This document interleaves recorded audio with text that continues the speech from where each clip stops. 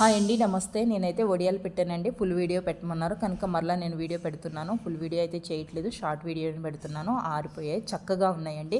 నేను దోసకాయ గింజలు కూడా ఇక్కడ నేను పెట్టుకున్నాను. ఇవి చట్నీకి చాలా బాగుంటాయండి. మీరు కూడా ఎవరైనా ట్రై చేయండి. చాలామంది వీడియో చూస్తున్నారు కానీ లైక్ చేయట్లేదు. ప్లీజ్ ఒక లైక్ ఇచ్చి మా ఛానల్కి సపోర్ట్ చేయండి. ఎందుకంటే మీరు ఇచ్చే సపోర్ట్ నాకు ఎంతో మోటివేషన్గా ఉంటుంది. నేను ఇక్కడ అరకిలో అయితే పప్పు అయితే నానబెట్టుకున్నాను. పొట్టు తిక్కుకుని నేను మిక్సీ పట్టుకుంటున్నాను. ఎందుకంటే పొట్టుతో ఉంటేనే చాలా టేస్ట్ ఉంటాయి, చాలా పోషకాలు ఉంటాయి.